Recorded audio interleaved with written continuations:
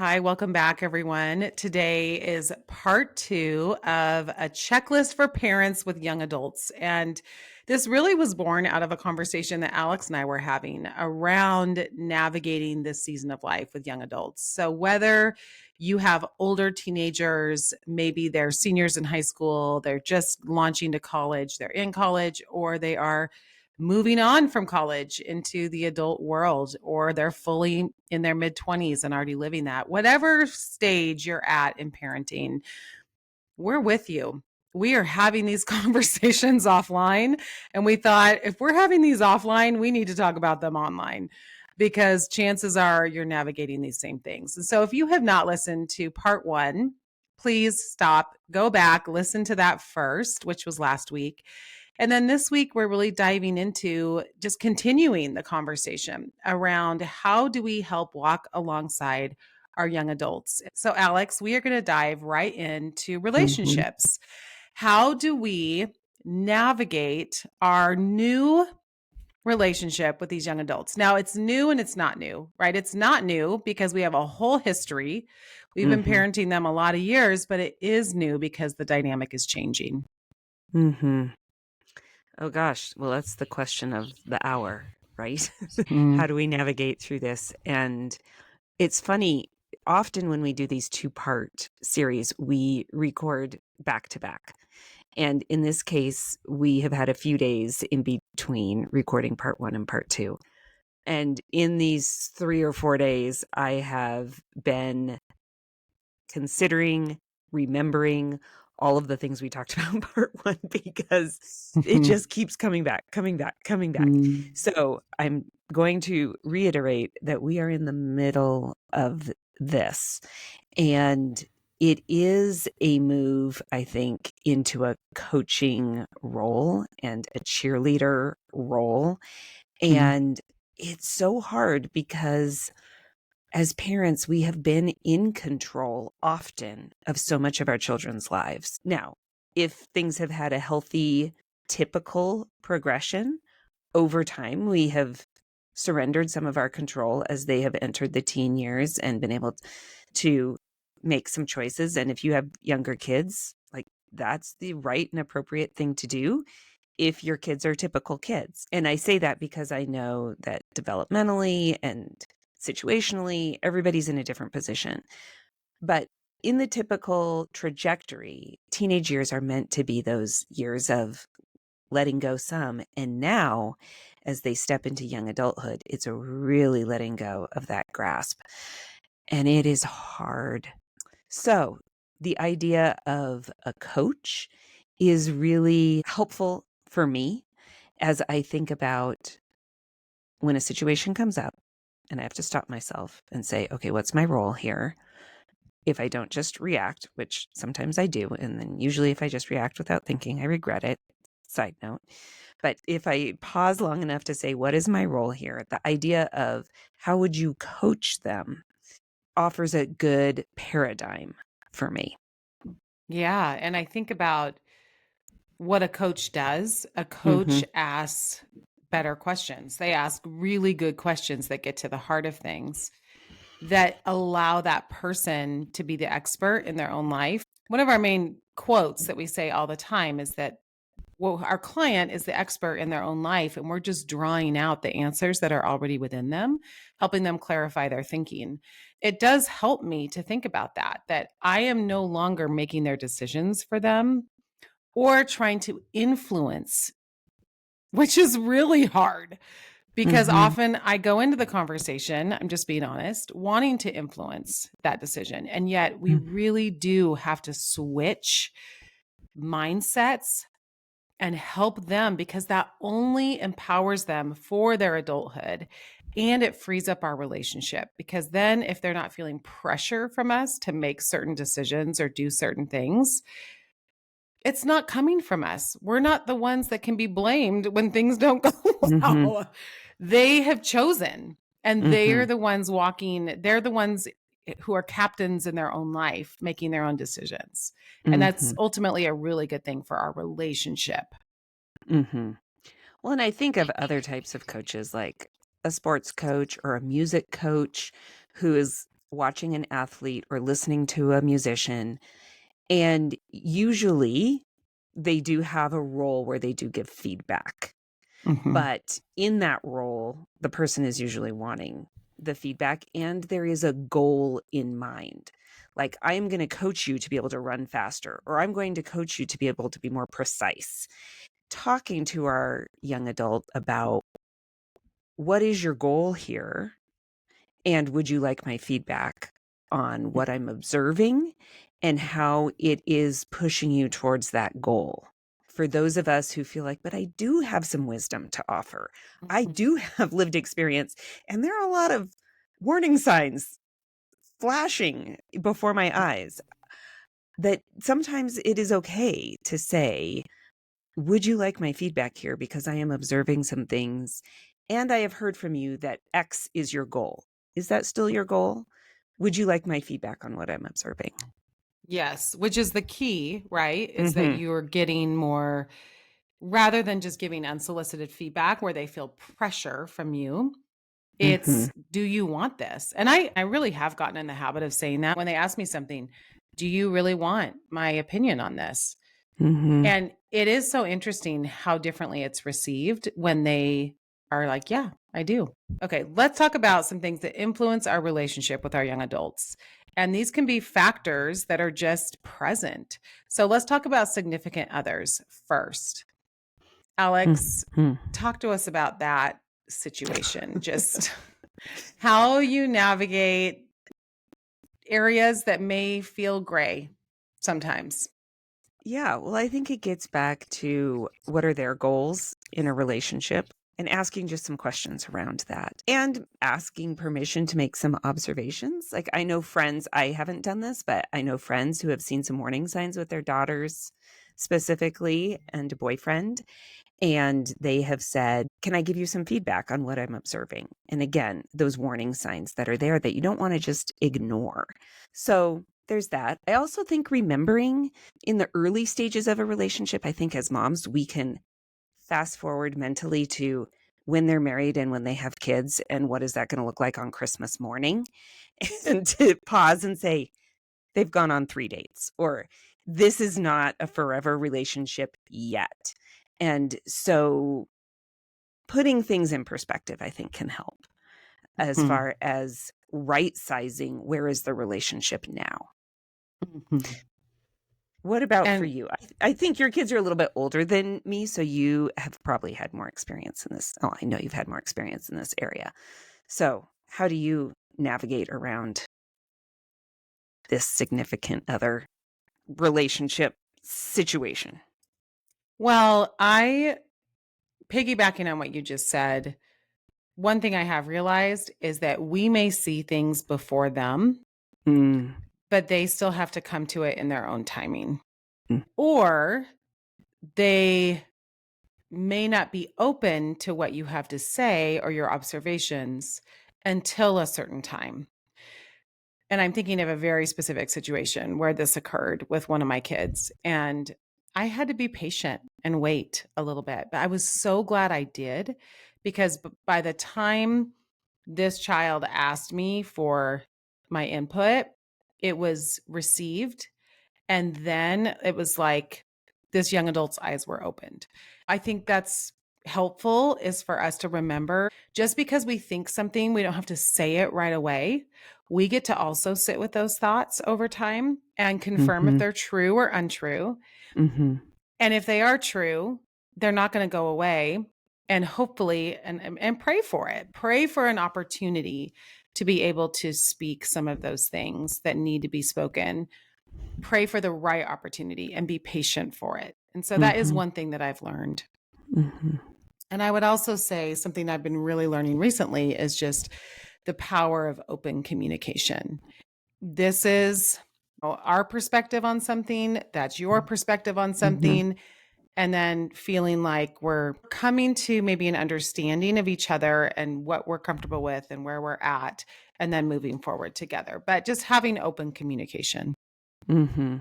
One thing that a friend of mine said is, don't treat the significant other as part of the family until they are actually part of the family. So Mhm. that has been a good rule of thumb for us. We haven't taken anyone on vacation with us, those kinds of things. I'm not saying that we never will, but just that question of, are we treating someone like part of the family before it's time, Mhm. has been a Yeah. good question to ask ourselves. Yeah, and people are really all across the board with that. And it's actually really hard, I think, when your young adult's significant Mm-hmm. other, when their family is really bringing them in as family, and Mm-hmm. then if you're not doing that, that's a really hard thing. Because just by default, then your young adult is going to feel like your family is not being as welcoming. Mm-hmm. So what are your thoughts around that? Oh, gosh. I don't know. I mean, again, we haven't really confronted this. We always want to be people of welcome. My husband and I do. So we want to be welcoming, but that doesn't mean it's going to look the same. And that's true just in every area of life with other families. And so, because we have raised our kids in a way that we did things differently than a lot of their friends when they were little, when they were in high school. So it wouldn't be a surprise maybe that as they start moving into this more adult way that we would be different. At the same time, I always want to really affirm what I appreciate about people. So if I can lead with that, even if it doesn't mean that it's going to play out in a certain way, I want people to know that I am for them. Even if I have some concerns about a relationship, like I am still for you and I want what's best for everyone here involved. Yes, right. Okay, well, what about living at home? Because that Mhm. obviously has a big impact on a parent's relationship with their young adult. Yeah. The rules of high school are different when you have a 22-year-old. They're not the same rules. So what we've told our girls when they've come home from college, because both of our girls went straight to college after high school, when they've come home on break has been, treat us like you would treat a housemate. Like we just want basic respect. Put your dishes in the dishwasher, do your fair share, but also communicate with us and let us know when you're going to be home, where you're going. And then their response is, but I don't tell my housemates that. And I'm like, okay, so bad analogy. I just then articulated, this is what we would like when you are home. So it kind of needs to be said. I feel like almost every time that someone comes home, even if it's for a week for Thanksgiving, these are our hopes and our expectations. And this is a two-way relationship. So what do you need from us while you're home? Mhm. What kinds of things are going to make you feel like you're being respected while at the same time knowing we're paying the electric bill? It's Mhm. not exactly an equal relationship here because we Mhm. do own this home. Right. Yes. What would you say, Krista? Yeah, I think communication is great. I also would say continued communication, that maybe having a check-in Hmm. and what can I start doing? What can I stop doing? What can I keep doing? Those are three feedback loops that I encourage a lot of even businesses to do with coworkers and whatnot. And yet we don't do that with our families, and we really need to. And it prevents frustration from building up. It prevents Hmm. those things that may drive someone crazy, whether it's you as the parent or Hmm. your young adult. It allows a space that doesn't feel confrontational because we're asking those questions of each other in a calm, controlled environment. And Hmm. so it feels like it's being invited. And research actually shows when you invite feedback. So when you pull feedback rather than push feedback, Hmm. it's a completely different experience for everyone involved, and people's hearts are open differently. So I think it's just so helpful because often as parents, and I can speak for a lot of parents when I say, because their young adult isn't pulling for feedback, we feel like we're pushing it. And we don't like that. We don't like that we're pushing that on them. And that feels confrontational. It feels uncomfortable. And we don't necessarily want. So I guess what I'm saying here is that when we set up something like that, it may feel awkward a little bit to set a meeting up like that. And at the same time, it's also going to help the parent to not feel like they're pushing something on someone. Yeah. Well, what about money in general? I mean, often kids aren't living at home, but we as parents are still paying for a lot of things. Mhm. Do you have any rules of thumb that you use when having those conversations about what you pay for versus what you don't? Yeah. I mean, we're constantly having conversations around that because as they Mhm, get older, they are taking on more responsibility. And that starts in high school and then keeps going and mhm, to the point where they're completely financially independent. And that's a slow process and a hard process for them. mhm, So, clear is kind. That's the one thing we have adopted. Clear is kind. So let's be clear with them. Let's give them lots of leeway. So, hey, FYI, mhm, like we just had a son graduate from college. So just letting you know, you have through the summer, you have basically 2 months of buffer where we're still helping you with this, this, and this.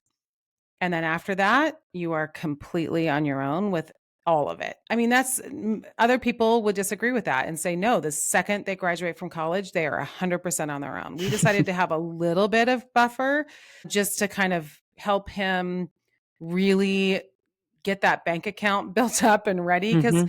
it is hard and he lives in a very expensive city. You just have to decide as a couple what you're going to Yeah. do. But what have you decided on some of that? Yeah, I think the important thing here for people to hear is not that you have to do it a certain way, but you just need to think about it and be clear about it Mm, ahead of time. I think one question that has come up for us because we always want our kids to come to us when they need help in a crisis situation. We don't ever want one of our young women out there in the world in a hard place when we could help her. At the same time, we are not in a position, nor do we want to support her forever. mhm. So, like, how do Right. you balance that long term versus short term? So, that's a conversation we've had this summer. Again, we also had a college graduate this summer, like short term help. What does that look like versus long term help?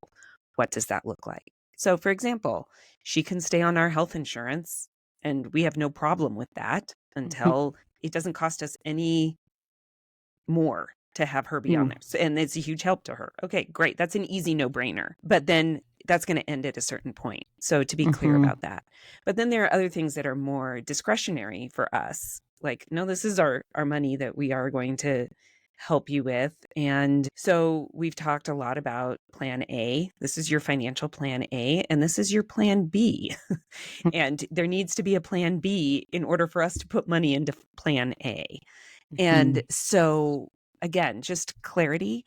And what I have to keep reminding myself, because I forget that when it comes to money, my kids are experiencing things for the first time.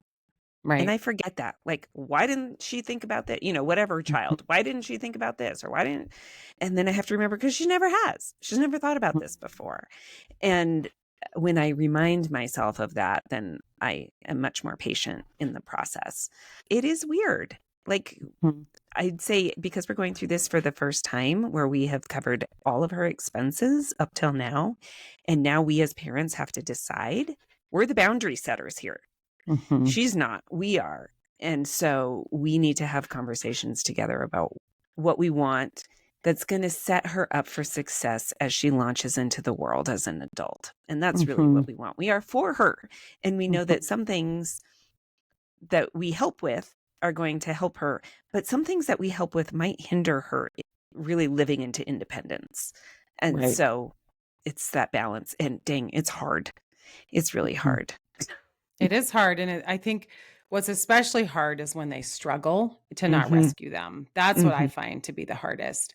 And some kids are more prone to that than others. Some are gonna tell you when they struggle and some won't Hmm. because every kid is different. And so it is difficult, and I have some phrases that have been helpful for me that I thought I would share. Hmm. And I would just say, parents, for all of you out there, we're going to put these in the show notes. Feel free to borrow and use them because sometimes we say too much, or sometimes we just say the wrong thing because we're trying to be helpful, but we're not being helpful. And so these have been Hmm. some that I've picked up from either I've used on my own and they've been helpful, or I've picked up from therapists or other people who are wise.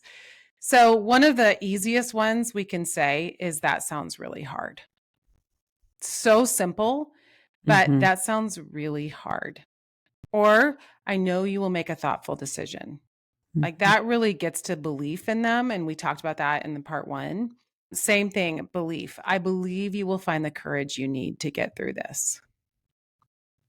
Mhm. Or you're made for good things. And that doesn't change based on what happens today because they are going to deal with a lot of failure and disappointment. And they're not going to get the job and things are going to fall through or their housing situation, whatever it is. Mhm. And one thing that I say a lot, and this started when my kids were in sports, but I'm proud of who you are, not just what you do. Mhm.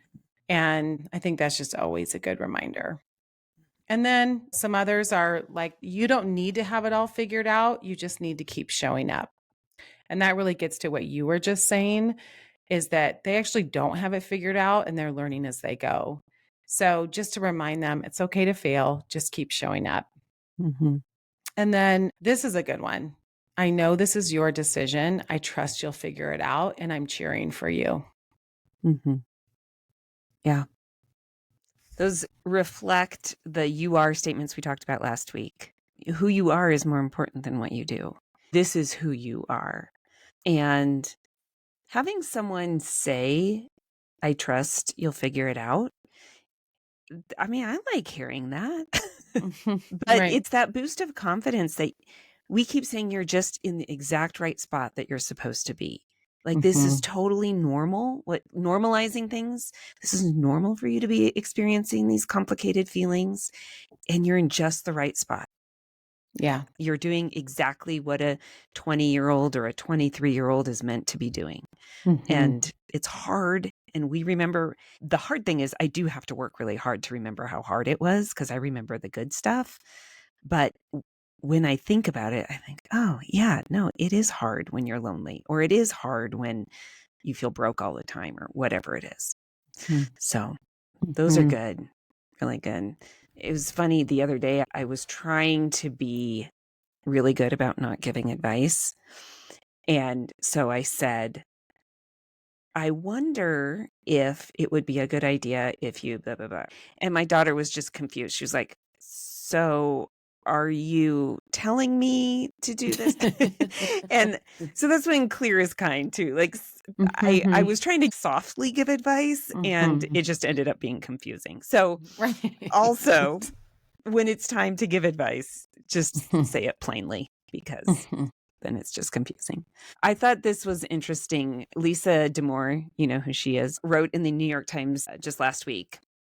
Adolescents may also share what's on their minds as a way to spill their jumbled thoughts on the table, where they can survey and perhaps organize them.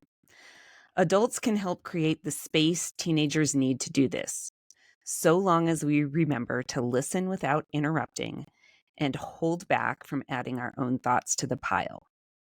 Much of what bothers teenagers cannot be solved. We can't fix their broken hearts, prevent their social dramas, or do anything about the fact that they have 3 huge tests scheduled for the same day. But having a problem is not nearly so bad as feeling utterly alone with it. Mhm. And I think that gets to so much of what we have said. We want to be with our kids in their grief and their heart and their stress, but that doesn't mean we are here to solve their problems. It means we're their companions, that coach is a side by side rather than an authoritarian downward kind of model. Mhm. Well, what about their relationships with others? Do you have any thoughts about who they are surrounding themselves with? Mm-hmm. Yeah, it's hard. Both of my girls went to a huge college, and that freshman year is hard because you would think being surrounded by 30,000 other people, you wouldn't be lonely, but it's almost harder to make friends. And Mhm. so I really pushed them, strongly encouraged / pushed them into going through the rush process, mostly because I thought then that they'll find a group of people, girls that they feel like are their people, make a big campus smaller, but also just for the practicality of that 1 to 2 week window, you have to be somewhere every day. Someone tells you literally where to go and who to talk to.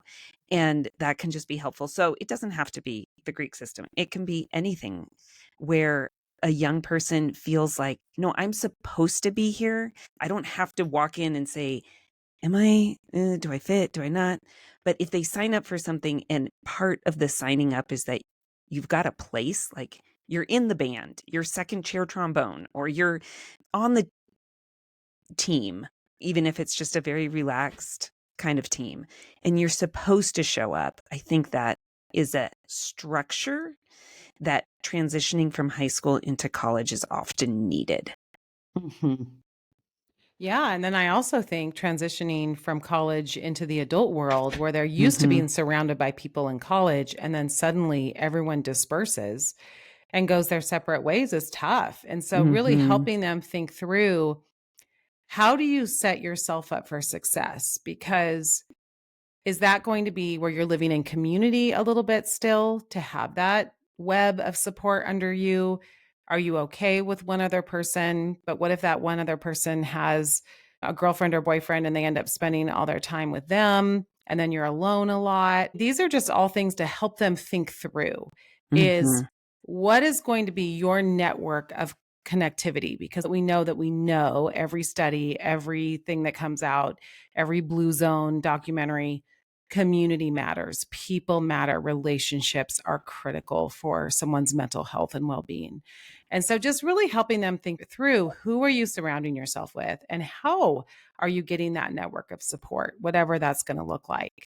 And I Mhm. do think the way that we model that is important also, to not forget that we have to continue modeling what healthy adult relationships look like in our own lives. And for us to make time for that and have that web of support and show our kids that this is a high value in our lives and we're going to make time for it. And that also, I think, communicates something to them. Last one, how about their spirituality? Mhm. Alex, what has been your approach with just helping them nurture their spiritual life? Mhm. I would say developmentally, this is a time when they're looking at us and what we are doing as far as using our faith as an anchor for actual problems or actual stressors. Like, how authentic is our faith to the real stressors of life? And as teenagers, they might not be able to see that. But as young adults, I think they're starting to understand what adult stress looks like and therefore how we depend on God for peace and provision, and how we articulate that to them and live that out in front of them really is going to be very impactful, especially if we live in proximity enough for them to know kind of our general struggles. So I think authenticity, this is the time to really be authentic about how we depend on our faith and also our own questions and doubts. And if they articulate something that I also struggle with, I just agree with the struggle. Like, Mhm. yeah, this is the human condition to believe that God is good when we see all of this heartache around us, or to understand why God would allow that. I don't get it either. Mhm. And yet they know that I still have a faith. And that's where the rub comes. And I'm also trusting that's what's going to speak to them at this Mhm. phase of life. Yeah, that authentic, real faith. It's Mm-hmm. gritty, that's in the hard. And dang, I mean, we're in midlife. I mean, even this week, you and I are dealing with hard things. And for them to see that it's real, that it really does sustain us, and that God Mm-hmm. is good despite the hard things, I think is Mm-hmm. so helpful. Also, when we look at how we can support our young adult in their spirituality, is praying for them. One of my favorite quotes, and this is from St. Francis of Assisi's mother. I think that's who said this, but she said, "At this stage, I talk to God more about Francis than I talk to Francis about God." Because isn't he the saint that had a wandering path? But I'm pretty Sure. sure he was wild for a while and then kind of came back to faith. And I think it was in that season where she said that quote. And I just think it's so beautiful that, fill in your child's name, that in this Mm-hmm. season, God, I'm going to talk to you more about this young adult than I talk to this young adult about you. Mm-hmm. And I think that's an appropriate quote for this season. of parenting with young adults. Yeah. And we have found that we can tell our girls we are praying for them in Mm. moments when we know that they're really having a hard time, but not in moments where we're trying to end a conversation with a pretty bow. Like, Mhm. okay, so things are hard. I'll be praying for you is not what I'm talking Mhm. about. I'm talking about like, I actually am waking up at 3 a.m. and I'm praying for you. Mhm. And at 8 o'clock the next day, I'm going to text you and say, I prayed for you in the middle of the night, because that's authentic. It Yep. is true. And I think they appreciate that. I 100% agree. And I find that same thing to be true. Well, let me end today by just saying a prayer for Mhm. all of us who are parenting young adults. So, wherever you are, if you're listening in the car, just take a deep breath. If you're out on a walk, maybe just stop and look at a tree or look at the grass or wherever you're standing. If you're at the kitchen sink, take a breath for a second. God, help me to walk with open hands and an open heart as I journey alongside my young adult. Remind me that their choices are not my identity and that detaching doesn't mean loving less. It means loving more freely, more deeply, and without strings attached. Soften their heart toward you, Lord. Use every moment, especially the hard and stretching ones, to draw them closer to your wisdom and your grace. Mine the gold from their pain. Grow them strong and steady in the fire, and teach them to walk in truth. Help me release the need to control and instead hold fast to trust. Let my prayers be persistent, my presence be peaceful, and my love so rooted in you that it binds us together with a bond that nothing can break. In Jesus' name, amen. Amen.